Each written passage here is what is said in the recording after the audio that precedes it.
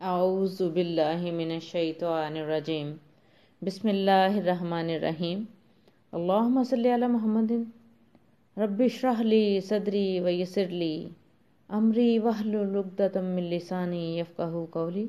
السلام علیکم ورحمۃ اللہ وبرکاتہ۔ امید کرتی ہوں انشاءاللہ العزیز آپ سب خیریت سے ہوں گے۔ الحمدللہ میں بھی خیریت سے ہوں۔ دلی دعائیں اللہ تعالیٰ خیر و عافیت رکھے سبھی کے ساتھ۔ آج کی حدیث پاک شیئر کرتی ہوں۔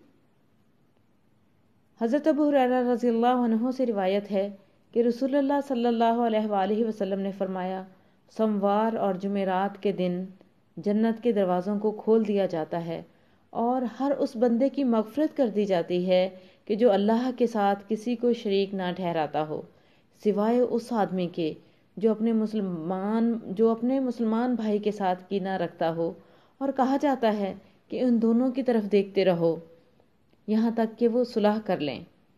ان دونوں کی طرف دیکھتے رہو یہاں تک کہ وہ صلح کر لیں۔ ان دونوں کی طرف دیکھتے رہو یہاں تک کہ وہ صلح کر لیں۔ نبی اکرم صلی اللہ علیہ وآلہ وسلم کی اس مبارک حدیث کے بعد ہمیں بخوبی پتہ چل جاتا ہے کہ ایک مسلمان کا دوسرے مسلمان کے لیے دل کو صاف اور شفاف رکھنا کس قدر ضروری ہے، اور دلوں میں کینہ رکھنا، غصہ رکھنا، رنجش رکھنا کسی بھی مومن کو زیب نہیں دیتا۔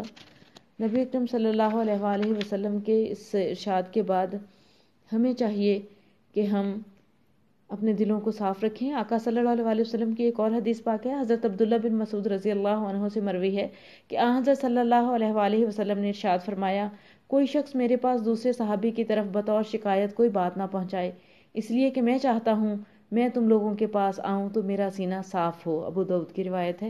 لیکن کس قدر خوبصورت حدیث ہے، اور نبی اکرم صلی اللہ علیہ وآلہ وسلم نے اپنے صحابہ کرام کو اگر کہہ دیا ہے تو ہمیں بھی اپنے معاملات میں اپنے ارد گرد کے لوگوں کے ساتھ یہی معاملہ رکھنا چاہیے اور اپنے دل کو صاف اور شفاف